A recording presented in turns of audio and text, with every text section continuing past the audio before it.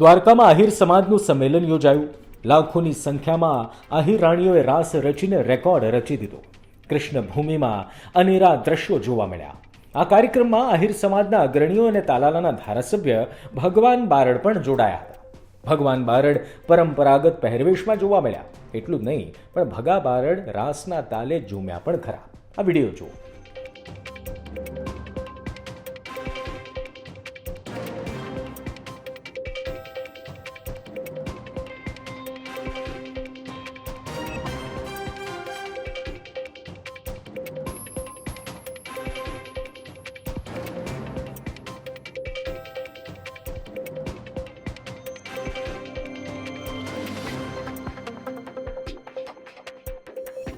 ભગા બારડ સમાજના કાર્યક્રમમાં એટલા હરખમાં હતા કે ન પૂછો વાત. ધારાસભ્ય આહિર સમાજના લોકોને સંબોધતા કહ્યું કે એકતાનો સંદેશો શક્તિ પ્રદર્શન માટે નહીં, પણ ધર્મ અને એકતા માટેનો છે.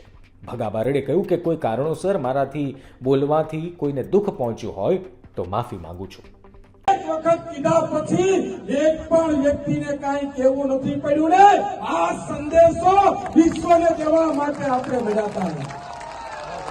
એકતાનો સંદેશો શક્તિ પ્રદર્શન માટે નહીં, એકતાનો સંદેશો, શાંતિનો સંદેશો, ધર્મનો સંદેશો અને દૈવી તત્વ આપણામાં ફરી પાછું ભગવાન શ્રી કૃષ્ણએ આજે આપ્યું છે. ત્યારે મારી વિનંતી છે કે એને હાથવીને રાખજો.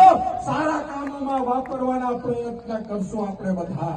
એટલી તમારી પાસે વિનંતી રાખીને બધાની ફરી પાછો હું દિલ વીગી વાત કરું છું, માફી માંગુ છું, તમારા ચરણોમાં વંદન કરું છું. દ્વારકાધીશના રુક્ષ્મણી માતાના મંદિરના હિમાચરણોમાં હું વંદન કરીને કોઈનાથી પણ અમારી બહેનો કામ કરતી હતી એમનાથી, આગેવાનોથી, વડીલોથી, યુવાન મિત્રો, સ્વયંસેવકો, કોઈનાથી પણ કાંઈ કહેવાય ગયું હોય તો તમે એને તમારો નાનો ભાઈ ગણીને, મને તમારો નાનો ભાઈ ગણીને, અહીંયા આગેવાનોને તમારા વડીલ ગણીને બધાને તમે ક્ષમા કરજો એવી વિનંતી સાથે તમારો વધારો આભાર.